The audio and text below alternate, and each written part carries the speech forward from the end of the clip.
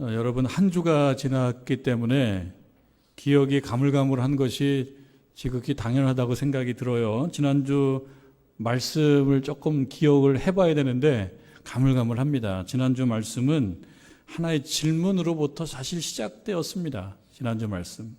오늘 말씀과 연관이 있기 때문에 다시 한번 복습을 해 보고자 하는 것인데요. 3장 1절의 말씀에 하나의 질문이 있었어요.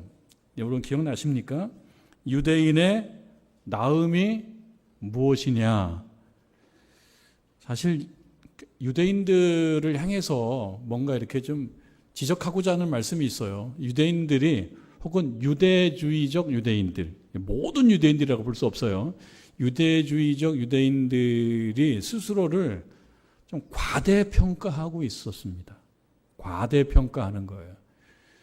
그만큼 훌륭하지 않은데 그 이상 훌륭하다고 생각하는 거예요. 이거는 자존감의 문제가 아니라 약간 자만심의 문제이기 때문에 그 지점을 지적하지 않을 수 없었던 겁니다.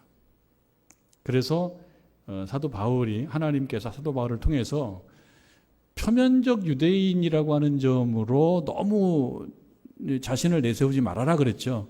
할례도 육체의 할례 가지고 그것이 전부인 양 얘기하지 말아라. 그래서 뭘 중요하게 얘기했었냐면은 이면적 유대인이라고 하는 것. 이면적 유대인이라고 하는 말은 말하자면 참신자를 얘기하죠.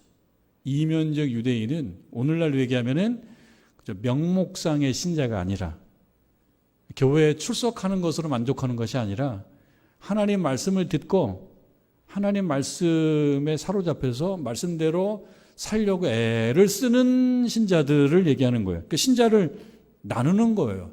그러니까 표면적 유대인과 이면적 유대인을 나눈 것은 우리들에게 있어서는 겉으로 보이는 신자와 하나님이 보실 때 신자로 보시는 신자를 좀 나누는 거예요. 그래서 그걸 지적하고 난 후에 생각해 보면 유대인들 입장에서는 당황스러운 거죠. 그래서 3장 1절에 그런 질문을 한 거예요. 그러니까 유대인이라고 하는 거에 있어서의 어떤 나음이 없단 말이야?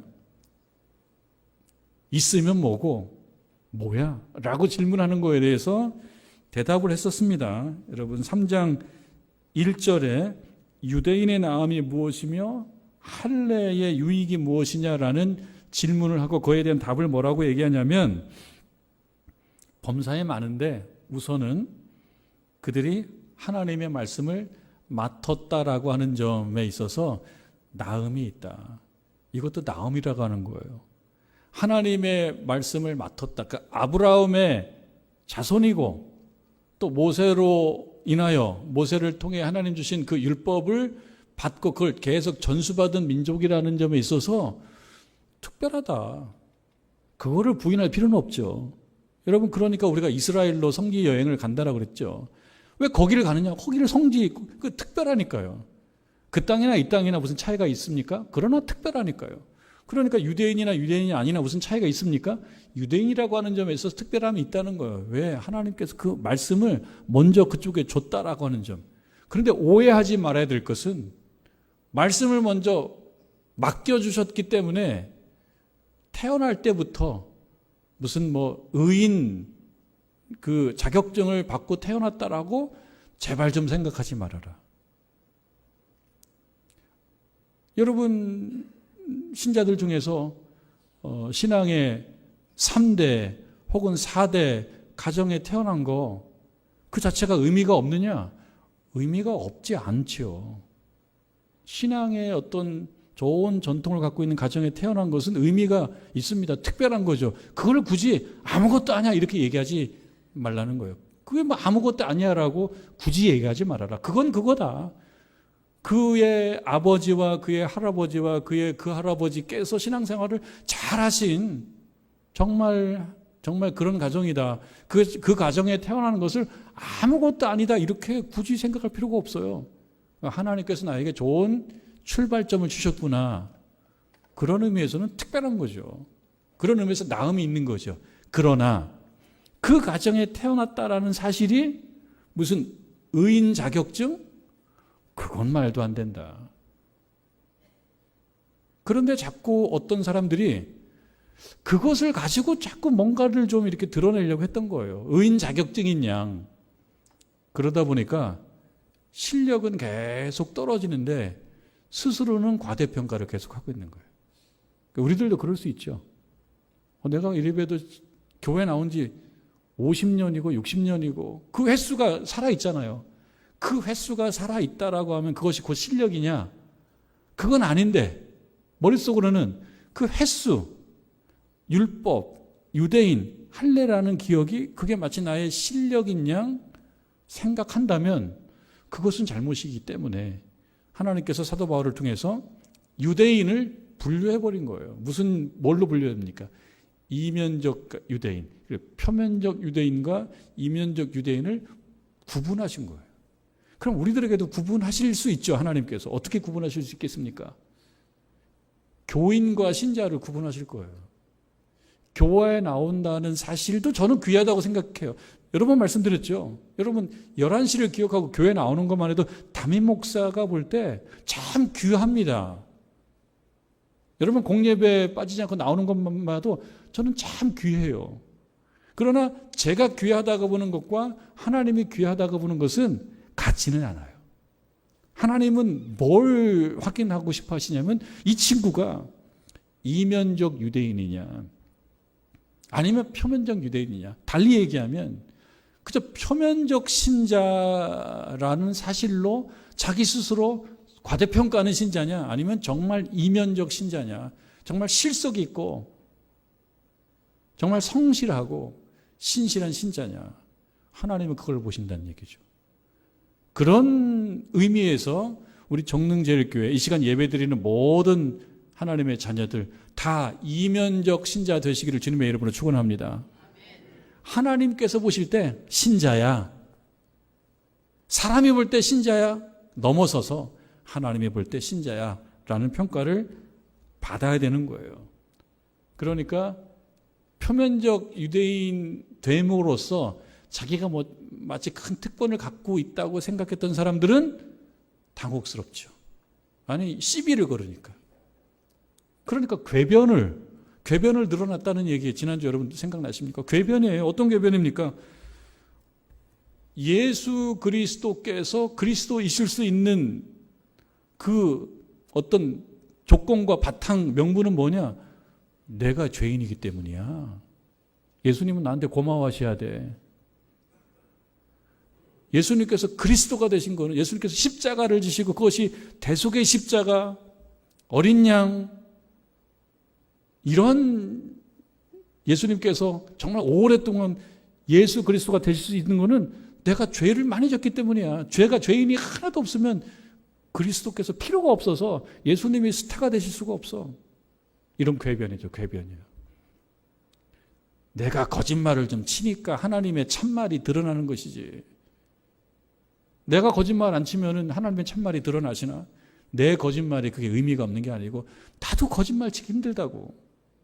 내가 열심히 안 하니까 열심히 있는 사람들이 드러나는 거고, 내가 죄를 지니까 하나님의 자비하심이 드러나는 거지, 내가 죄 짓는 게 보통 힘든 게 아니에요. 죄 짓는 거 무시하지 말아요. 죄 짓는 거 힘들어요. 라고 얘기하는 일종의 궤변. 그런 궤변을 한 거예요. 그러니까 그거에 대해서 하나님께서 말씀하신 것이 3장 8절이라고 그랬어요. 그들은 정죄받는 것이 마땅하다. 달리 얘기하면 뭡니까? 제발 좀 말장난 좀 하지 마라. 제발 신앙생활 하면서 말장난 하지 마라. 하나님은 외모를 보시지 않고 마음 중심을 보시고 다 판단하고 계신다.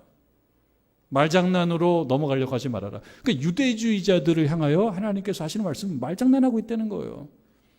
표면적 유대인 됨, 육체적 할례, 아브라함의 자손, 모세의 계명, 이걸 가지고 뭔가 이렇게 대단한 양, 다 말장난이라는 거예요.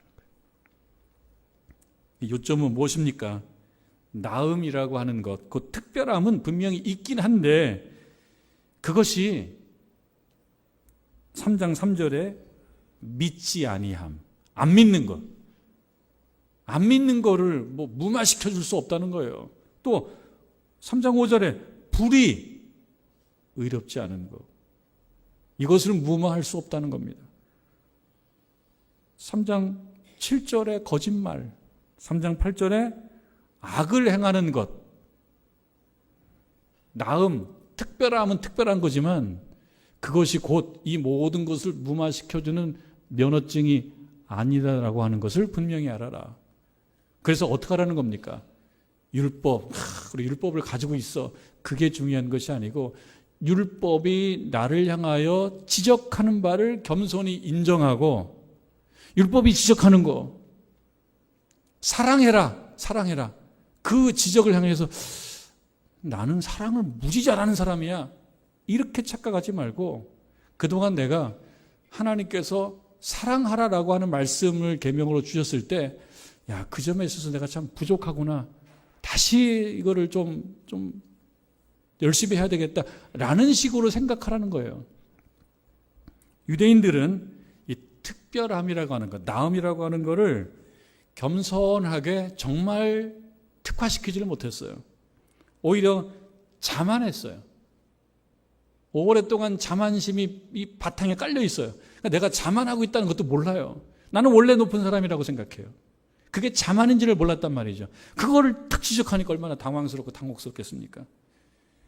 그렇게 보면 오히려 낫지 않은 것이 나았다. 특별하지 않은 것이 차라리 낫다라고 얘기할 만한 유감스러움이 유대주의자들에게 있다는 것입니다. 자, 여러분 오늘 9절 말씀 읽었는데요. 제가 지난주 우리 같이 나눈 말씀을 왜 같이 좀 복습을 했느냐면 비슷한 질문이 또 나와요.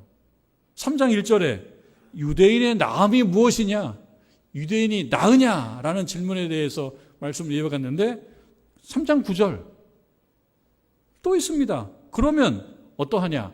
그러면 어떠하냐라고 하는 말은 자, 그럼 지금까지 말씀을 듣고 상황을 다시 한번 정리해 봅시다. 그 뜻이거든요. 상황을 한번 정리해 봅시다. 그러면서 질문이 나옵니다. 뭐라고 질문이 나오냐면 우리는 나으냐? 우리는 나으냐라는 질문이 또 나왔어요. 우리가 보통 이 말을 생각해 봤을 때 앞에 여러 가지가 이렇게 뭐 나으냐, 낫지 않다, 나으냐, 낫지 않다라는 얘기가 있을 때 여기서 9절에 그러면 어떠하냐? 우리는 나으냐? 라고 얘기한다면 그러면 다른 사람들을 얘기하는 건가? 여기서 우리는 누구이겠습니까, 여러분? 우리는 화자가 사도 바울이에요. 화자가. 그럼 말하는 사람이 우리 속에 들어간다고 봐야 되겠죠. 우리는 나으냐? 그러면 우리는 나으냐라면 우리는 이게 다 포함되는 거 아닙니까? 여기에 어떤 사람들이 포함되겠나? 앞에서 유대인들은 얘기했거든요. 분명하지가 않습니다. 우리라고 하는 대명사로 나왔기 때문에 정확히 누군지에 대해서 근데 듣는 사람들은 자명하게 알아차릴 것 같은 거예요. 그러니까 이렇게 얘기한 거예요.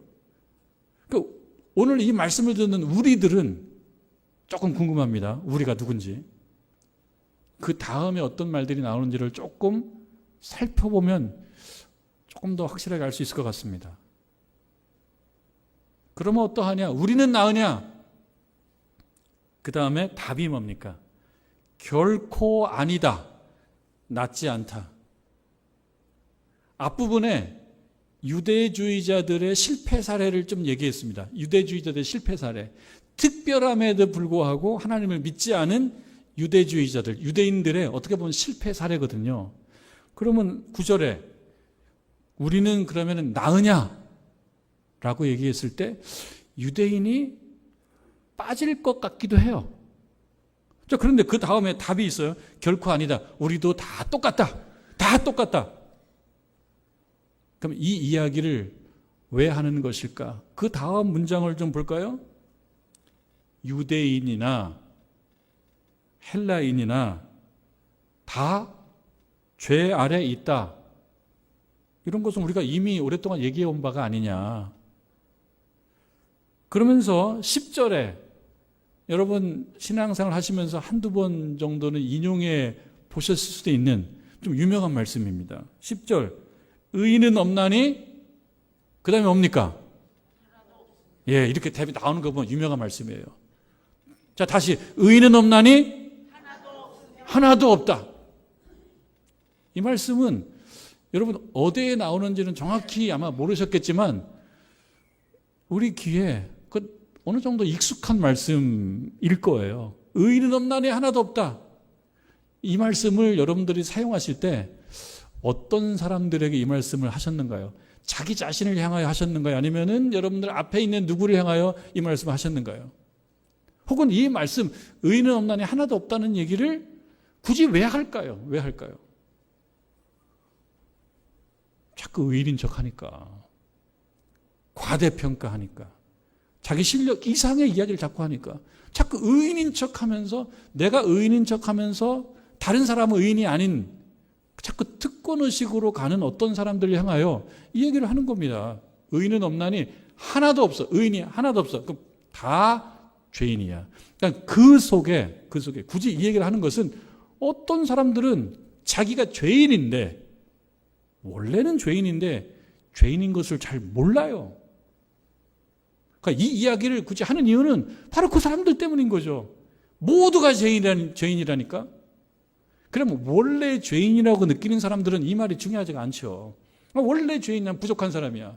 그런데 죄인이라고 생각하지 않아요. 나 때문에 사는 줄 알아. 이런 식으로 얘기해. 가정에서도 당신 나 때문에 사는 줄 알아. 그럼 그 말 들은 사람은 기분 나쁘죠. 교회에서도 우리 교회 내 다 기도덕인 줄 알아. 내가 기도하니까 하는 거야. 그러면 그 얘기를 듣는 사람들은 아니 뭐 자기만 기도하나? 나는 뭐 그냥 뭐 무슨 학원 다니듯이 다녔나 교회를? 나도 열심히 했다고. 근데 어떤 사람은 다 내 덕인 줄 알아. 라고 얘기한다면 이 말은 누구를 향하여 하는 말이겠습니까?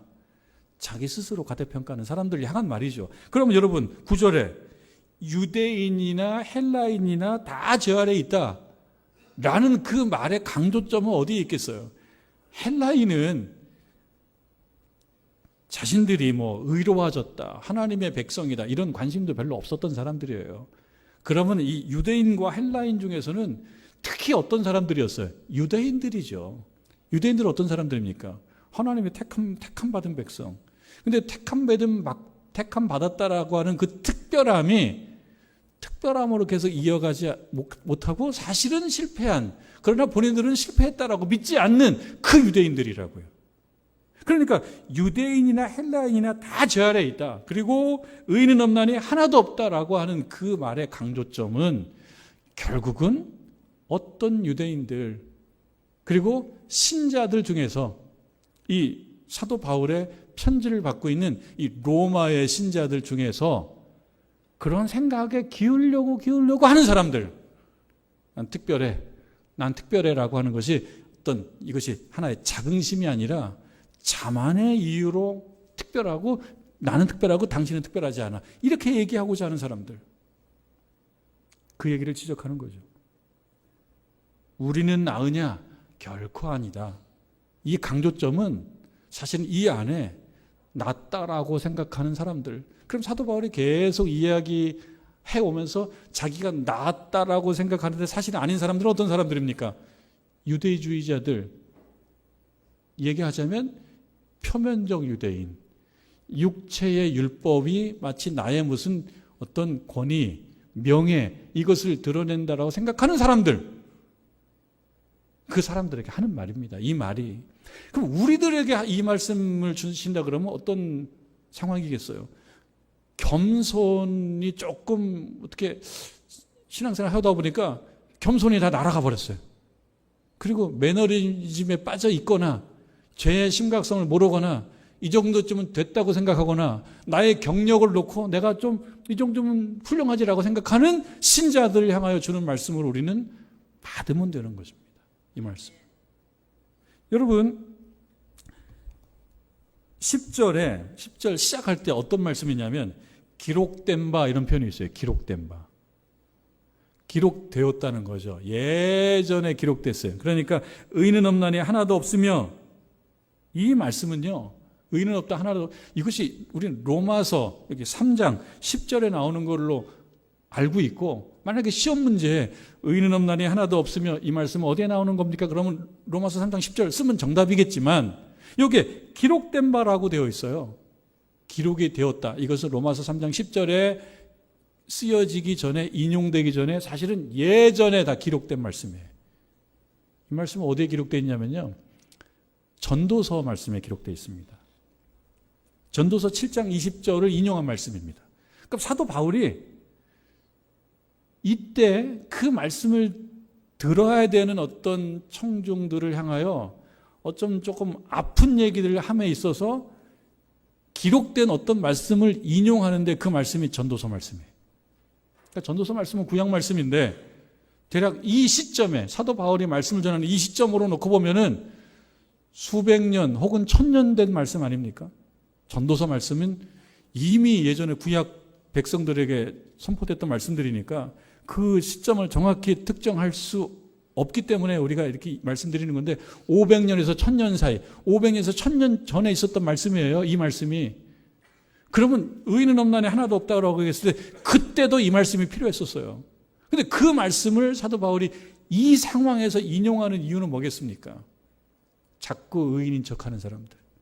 사실은 그 수준에 못 미치는데 자기가 그 수준을 과대평가하는 사람들 향하여 말씀하기 위해서 기록된 말씀을 가지고 와서 인용하는 거죠. 그런데 이 말씀이 의인은 없나니 하나도 없으면 이 말씀만 있냐? 아니에요. 그 다음 말씀도 계속 인용이에요. 기록된 말씀을 계속 갖고 오는 거예요. 그 기록된 말씀은 기록됐던 시절에 어떤 사람들이 들었던 말씀이에요. 그런데 역사가 진행되면서 그 어떤 잘못이 반복되더라는 거죠.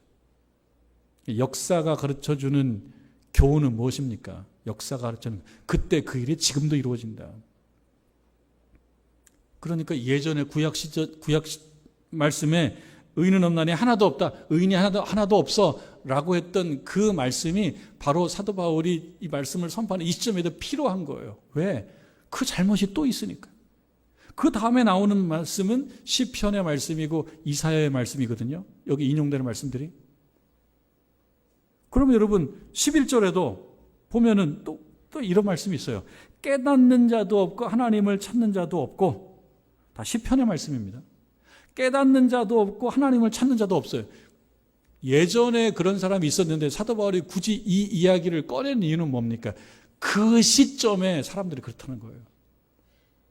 사도 바울 앞에 있는 유대주의자들이 깨닫지를 못해요. 그리고 하나님을 찾지도 않아요. 근데 스스로는 어때요? 하나님을 찾는 백성이라고 믿어왔지 않습니까? 하나님을 찾아요. 그런데 하나님을 찾지 않는 거예요. 이것이 아이러니한 거죠. 아이러니라고 하는 것은 무엇입니까? 눈을 뜨고 있는데 보지 못하는 게 아이러니예요. 귀가 있는데 듣지 못하는 게 아이러니예요. 하나님의 말씀을 듣는데 하나님의 말씀이 뜻하는 바를 알아차지 못하는 게 아이러니예요. 일종의 아이러니죠. 아이러니. 12절 13절 다 맥락이 같아요. 다 치우쳐서 함께 무익하게 되고 선을 행하는 자가 없다. 선을 행하지를 않아요. 선이라고 하는 것은 오늘날도 여러분 선에 대해서는 이야기가 무성합니다. 언론에도 다 선한 얘기, 정치인들도 다 선한 얘기를 해요.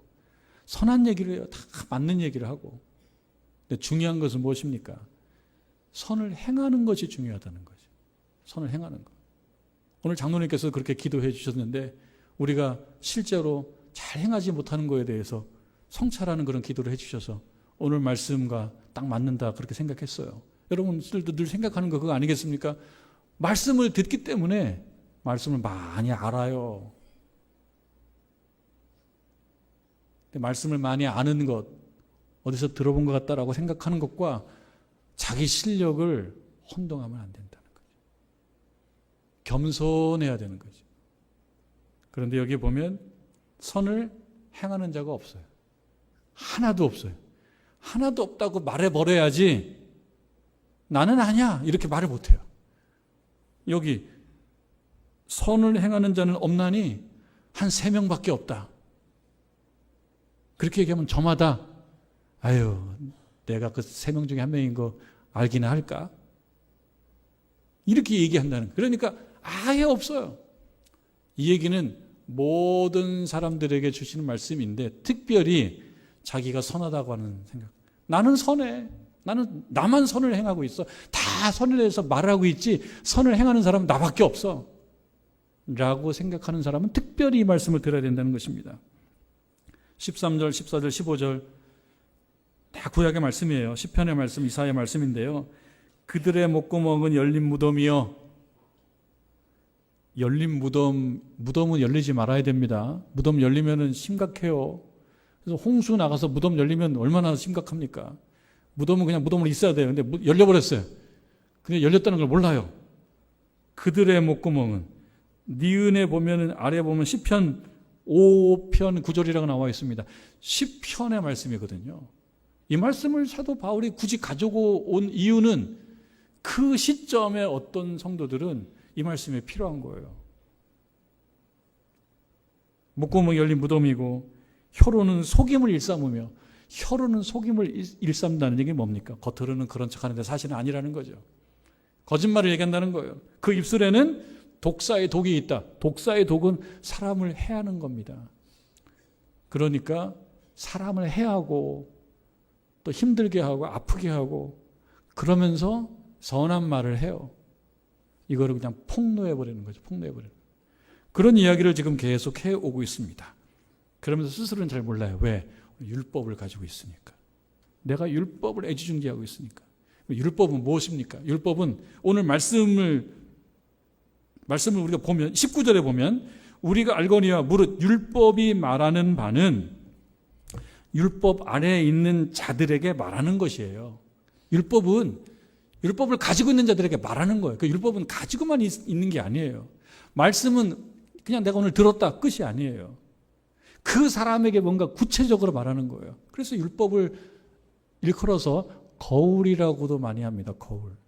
여러분 거울은 왜 필요하죠? 거울은 왜 필요합니까? 두 가지 좀 있을 수 있습니다. 원래 거울을 보는 사람이 얼굴을 보는 거잖아요. 그런데 그것이 이제 잘못되면 어떻게 됩니까? 비싼 거울을 갖고 있는 사람들은 훌륭한 사람이고 비싸지 않은 거울을 갖고 있는 사람은 안 훌륭한 사람이고. 그건 이제 본말전도예요. 어떤 목적 전체예요. 본질을 흐리는 거예요. 원래 거울은 잘 보이는 거예요. 거울을 많이 보면 많이 볼수록 사람이 깨끗해야 돼요. 거울은 엄청 봐요. 거울은 늘 보는데 머리는 늘 여기에 새가 집을 짓고 있어요. 거울은 늘 보는데 여기가 늘 시커매. 그러면서 야, 내 거울이 얼마짜리인 줄 알아? 명품이야 이 거울이. 그렇게 얘기하면은 비싼 거울을 갖고는 있구나 라고 얘기하는데 그럼 이 거울이 당신에게 아무런 의미가 없네? 지금 이 말씀인 거죠.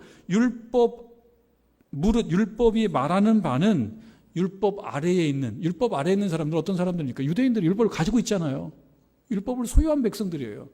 그러니까 그 율법을 가지고 있는 자에게 율법이 말을 하는데 그 말을 들어야 될 거 아닙니까? 근데 그 말은 무엇이냐? 20절에 보면 그러므로 율법의 행위로 그 앞에 의롭다 하심을 얻을 육체가 없나니 율법으로는 죄를 깨달음이라. 율법으로는 자기의 부족함을 깨닫는 거예요. 말씀을 많이 들으면 여러분 나 오늘 예배 드렸어. 오늘 설교 말씀 들었어. 내 의무를 다했어. 그게 아니고 예배를 드린 사람은 예배 가운데 말씀하신 하나님의 그 나를 향한 말씀을 들어야 되는 거예요. 오늘 예배 가운데 나에게 말씀하신 걸 들어야 되는 거예요. 나 예배 드렸어. 나 설교 들었어가 끝이 아니고 율법을 가지고 있어. 나 율법을 전수받은 민족이야. 백성이야. 그것이 아니고 율법이 나를 향하여 말씀하시는 것을 들어야 되는데 이것이 곧 특권이 아니고 우리의 부족함, 연약함, 허물 이런 것들을 느껴내게 만들려고 율법을 주신 건데 어느 날 보니까 이 율법 이거 얼마짜리인 줄 알아? 너희들은 이거 없지. 이거 명품인데 이거 없지. 라는 식으로 변질돼 버리더라는 거예요. 사실은 율법이라고 하는 것을 인간이 완벽하게 지킬 수가 없어요. 구조적으로. 지키는 척은 하지만 율법의 요구를 완벽하게 지켜낼 수가 없어요.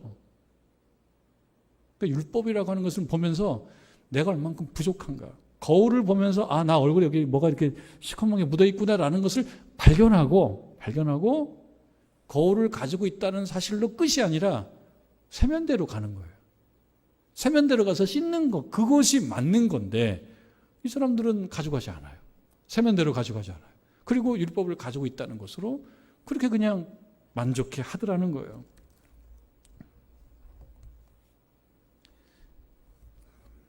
윌리엄 제이 목사님은 18세기 목사님이신데 이분이 연세가 많이 돼서 이런 말씀을 하셨다고 합니다.